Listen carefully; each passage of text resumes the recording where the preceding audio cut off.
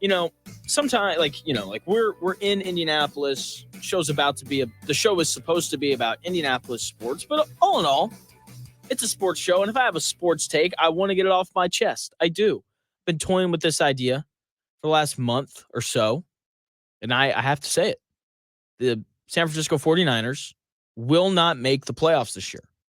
They will not make the playoffs. It's been noisy in San Francisco all offseason. I'm not just talking about the traffic. Brandon Ayuk, he's going to get traded today. Oh, no, we're going to extend him. Oh, no, we're going to send him to New England. Oh, no, he doesn't want to go to New England. We're going to send him to Pittsburgh. Oh, no, we're going to extend him. Back and forth, back and forth. It's been noisy. It's been loud. And noisy off seasons never bode well for that team. Okay? It bothers me. I don't like it when teams are noisy in the offseason. It doesn't usually point to good things. That's why if I was you, I would fade the Jets. Okay? And if, that doesn't bother you, if you're of the opinion that he just wants a new contract, it's pretty normal, then okay, it's fine, whatever. Let me throw some other numbers your way then.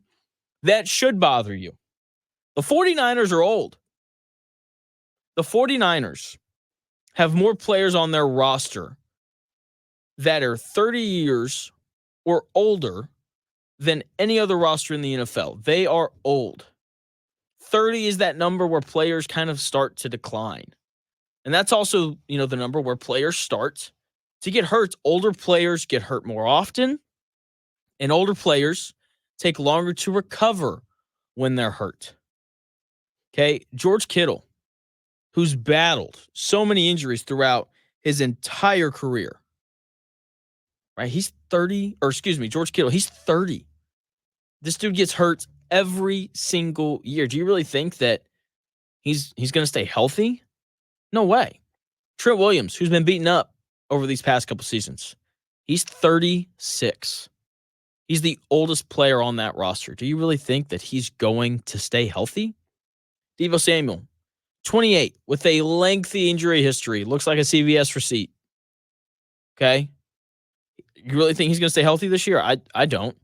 Christian McCaffrey, 28, lengthy injury history. That's why he's not in Carolina anymore, because he couldn't stay healthy when he was playing for the Panthers. This guy, former number 2 overall pick, right? Dynamic, awesome.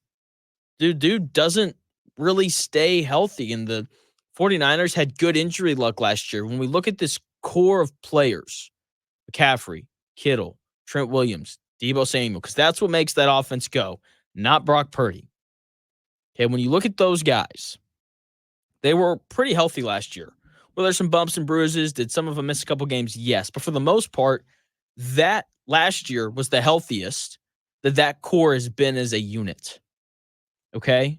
And that's not happening another year in a row. And I want to continue talking about McCaffrey because he is the engine of that offense. It's not Brock Purdy. Okay, Brock Purdy is propped up by Kyle Shanahan's genius, and he's propped up by Christian McCaffrey, Deebo Samuel, the best left tackle in football in Trent Williams, and the second best tight end in football in George Kittle. Right? But the main guy is Christian McCaffrey, and he's been through it. He's had over 300 touches these last 2 years between receptions and carries. Okay, the last time that he had back-to-back seasons with over 300 touches, he got hurt the following year. Okay, he's going to get hurt. I can guarantee you that it's going to happen. Running backs age quickly. It's part of why NFL franchises don't want to pay them. Okay, the hits get racked up so fast. Okay, and for McCaffrey, he's been banged on a lot these last couple years, and he is that offense. And I just don't see a world where he stays healthy enough to get 300 touches again. It's not going to happen. He's not going to last. Okay, when the best player on your team is hurt, you're not winning very many games. All right, and Christian McCaffrey is the best player on that offense. The other thing is that the NFC is no longer terrible. It's amazing when all of the good quarterbacks end up in the AFC. The NFC just rebuilds really quickly because they're bad and they draft at the top. Okay, that's the way that it goes. The top 2 picks in this last year's NFL draft, Bears and Commanders, right? And they took the best 2 quarterbacks. The NFC is going to be much deeper this year. Like when you looked at the NFC last year, there were a lot of question marks. Are the Packers going to be good? I like the Lions roster, but how good are they really going to be? The Rams, I guess they'll be interesting. It was very clearly the 49ers and everybody else. That's not the case this year. The 49ers aren't even the best team in their own division. That division is much tougher. Like they're going to have 6 tough games. Like the Rams, who are the best team in that division and the best team in the NFC, that's 2 tough games when you have to go play against the best coach in the NFC and the best quarterback in the NFC and Matthew Stafford and Sean McVay. Right? And then you have to play the Cardinals, who are going to be better this year than last year just because, Kyler Murray is probably going to play more than 8 games. Okay. And then you got to go play the Seahawks, who are going to be nasty on that defensive side of the ball by bringing in, new head coach McDonald, who I think is going to be awesome. Okay. Like this NFC is so much deeper. And then when we get outside the NFC West, the teams are also better. Like the Packers are a legitimate Super Bowl threat. If Jordan Love is as good as he was the second half of last season, I like Matt LaFleur. The Packers are really young. They've got a lot of really good young players on that roster. The Lions bring basically everybody back from last year.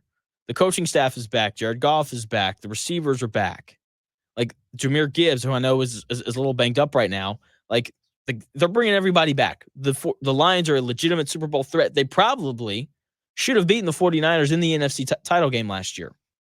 The Eagles, if these coordinators are better, guess what? Super Bowl threat. The Cowboys, they're going to figure out the CeeDee Lamb contract. They're talented. They'll be a tough out. The Commanders, they're rebuilding, but Jayden Daniels is intriguing. If he's good, then the Commanders will be good.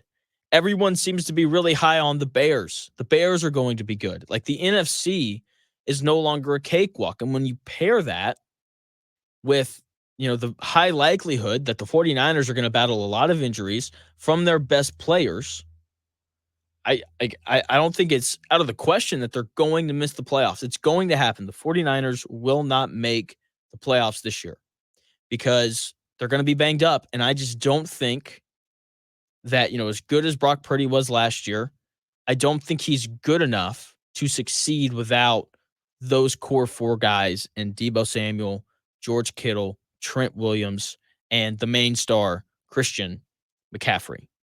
Just don't think he's good enough to do it. That in the NFC is a ton better.